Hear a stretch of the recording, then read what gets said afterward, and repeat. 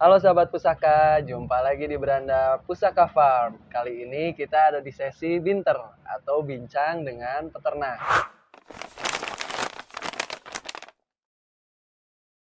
Gimana sih sejarahnya Akang itu bisa terjun ke dunia kambing perah? Waktu itu kita juga belum punya orientasi ke perah. Di Jawa Barat ini kan kambing peranakan etawa kurang familiar.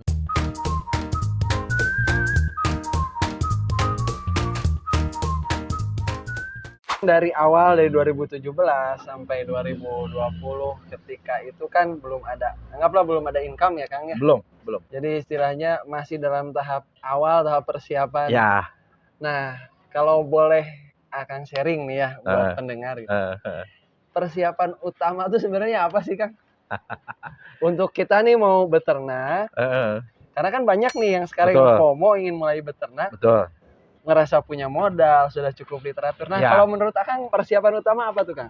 Yang paling pertama yang saya siapkan itu sebenarnya mental. Jadi sikap mental kita ketika beternak. Ya artinya kan ketika kemudian kita beternak, ini kan orientasi kita sebenarnya kan profit. Iya. Kita kan berbisnis, semua bisnis pasti orientasinya profit. Ya kita akui itu kan gitu. Tapi bisnis kita adalah bisnis peternakan, dan bisnis peternakan itu berhubungan dengan makhluk hidup, dengan nyawa. Nah, artinya kan ada nilai yang kemudian harus dari sudut pandang kita ini harus kita luruskan, bahwa kita harus siap dengan sikap mental kita bahwa ternak ini punya probabilitas yang tinggi untuk kemudian misalnya gagal kan gitu. Apakah itu disebabkan wabah, apakah itu disebabkan hama penyakit dan lain sebagainya. Makanya hal itu adalah satu kemestian yang akan kita hadapi. Nah, sikap mental kita yang harus kita siapkan dulu kan gitu. Nah, baru setelah sikap mentalnya kita siap, kita mempelajari secara keilmuan.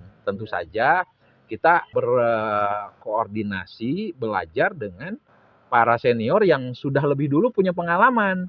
Juga kita didorong dan kuatkan dengan basis-basis teori yang jelas. Kita misalnya ketemu dengan dokter hewan, kita berdiskusi tentang masalah kesehatan ternak.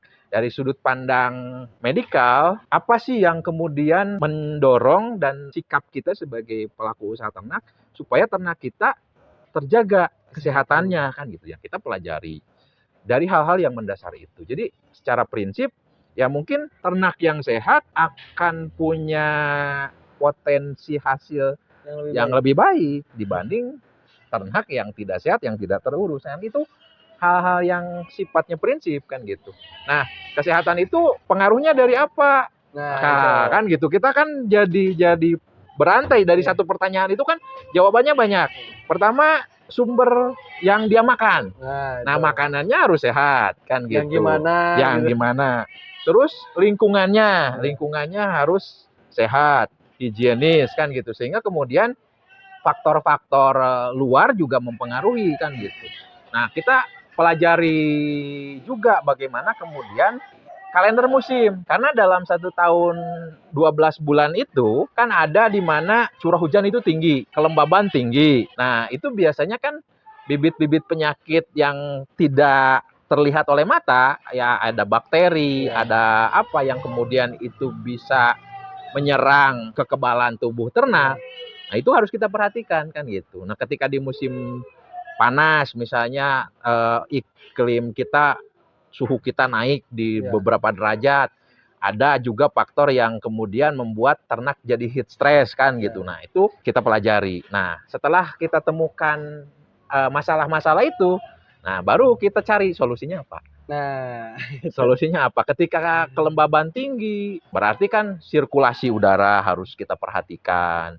Terus kebersihan kandang yang kemudian itu bisa menyebabkan dari kotoran itu menjadi lembab, kemudian itu menjadi sarang bakteri, kita membersihkan. Terus ada sanitasi yang lebih rutin, ada disinfeksi kandang yang kemudian itu bisa menjaga pertumbuhan bakteri patogen itu.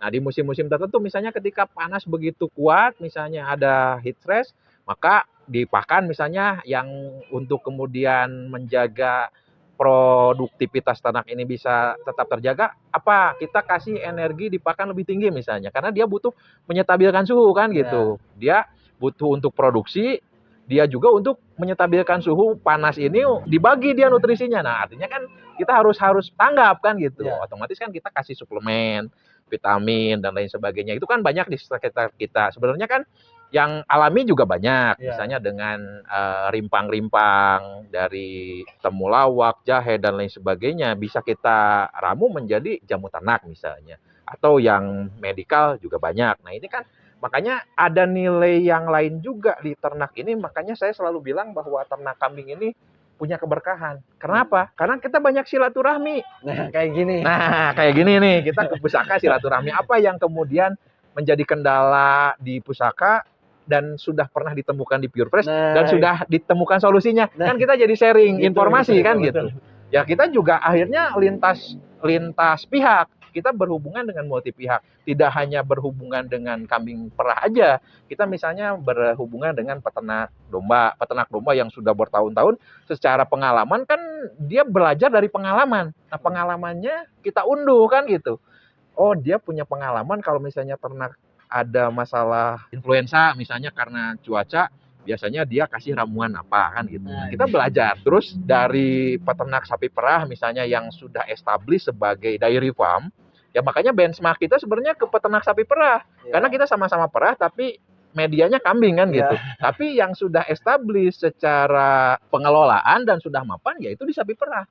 Ya kita belajar juga silaturahmi juga dengan teman-teman sapi perah, bagaimana mereka melakukan seleksi genetik, bagaimana mereka manajemen, bagaimana kemudian alur niaga dan lain sebagainya. Sehingga kemudian kita mendapatkan potongan-potongan terbaik dari setiap silaturahmi yang kita lakukan. Makanya berkahnya silaturahmi itu kan salah satunya, pertama kata agama yang kita anut itu kan memperpanjang rezeki, kedua memperpanjang umur. Nah, ketiga, memperpanjang sikap mental kita, memelihara kesehatan mental kita. Kenapa? Kayak gini misalnya, di pusaka ini lagi ada masalah misalnya kesehatan ternak karena disebabkan kemarin misalnya wabah PMK. Nah, kita silaturahmi karena kita silaturahmi kan biasanya ketika kita menghadapi masalah, sikap mental kita menjadi down. Tapi ketika misalnya kita ketemu dengan teman yang lain dan mengalami nasib yang sama, kita kan jadi bercerita. Nah, dengan bercerita, derita sedikit tertanggungkan. Nah, itu kan kita jadi rileks lagi yang tadinya tegang, kita panik. Nah, terus kita bercerita, akhirnya kan kita saling meluapkan emosi, berbagi dan lain sebagainya, sehingga kemudian mental kita menjadi, mental health kita, kesehatan mental itu menjadi lebih baik. Nah, setelah itu kita bisa berpikir jernih. Nah, setelah kita berpikir jernih, baru kita bisa mengambil keputusan yang tepat. Kebijakan apa yang akan kita ambil di farm ini. Nah, kan ketika kita ngambil keputusan dalam situasi panik, dalam situasi yang tidak karuan, dalam situasi tertekan, biasanya kan keputusannya kadang meleset kan gitu. Sembrono lah ya. Nah, sembrono. Karena kita ngambil secepatnya, tapi kemudian tanpa pertimbangan. Nah, ketika kemudian kita bersilaturahmi dengan orang yang satu profesi, dengan lintas profesi, tapi juga punya irisan dengan masalah yang kita hadapi, itu kan hasanah informasi kita jadi bertambah. Maka kita akan mengambil keputusan terbaik di saat yang tepat, pada momen yang tepat, dan akhirnya itu menjadi value bagi farm kita. Quotes of the day. Kurang lebih seperti itulah. Mengambil keputusan yang tepat. Yang tepat, di momen yang tepat. Nah, quotes of the day teman-teman ya. Menarik banget emang. Jadi ternyata apa ya, kalau boleh dibilang mudah sih tidak ya. Ya, tidak mudah. Tapi bisa dijalani. Mungkin. Itu ya. Tidak mudah, tapi mungkin. Jadi buat teman-teman yang mau mulai beternak atau yang udah beternak terus rasa gimana? Kang Yuda sudah memberitahu solusinya. Ternyata dengan silaturahmi, dengan ngobrol ya. Sharing.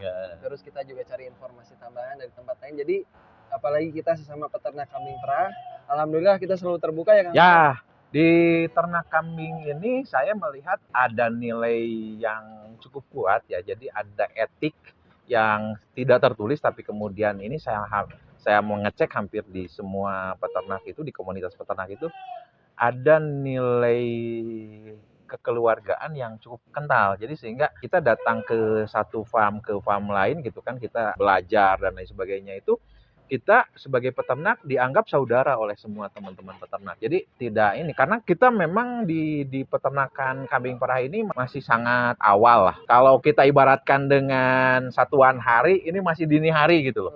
Jadi matahari belum muncul gitu kan, tapi menjelang matahari muncul kan gitu. Jadi masih sangat pagi, masih sangat segar, suasananya masih hangat, masih sejuk, juga masih ya kita di antara peternak itu ikatan kekeluarganya sangat tinggi. Jadi masih bisa bikin apa ya kalau boleh dibilang, membuat sebuah kultur baru. Ya, kultur baru. Selain kemudian kita punya orientasi profit yang sangat material, tapi ada nilai persaudaraan yang cukup kuat.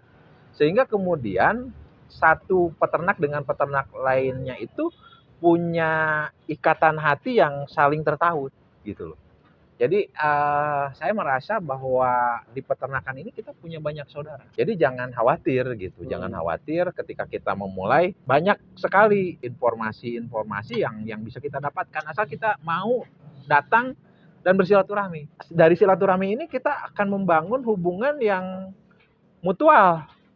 Kita akan memberikan satu nilai, melengkapi satu nilai dengan yang lain, dan yang lain juga akan melengkapi nilai kita gitu. Jadi akan terus-menerus membentuk satu siklus kebahagiaan. Kita selalu bilang di Pure Fresh itu kita sedang membangun siklus kebahagiaan.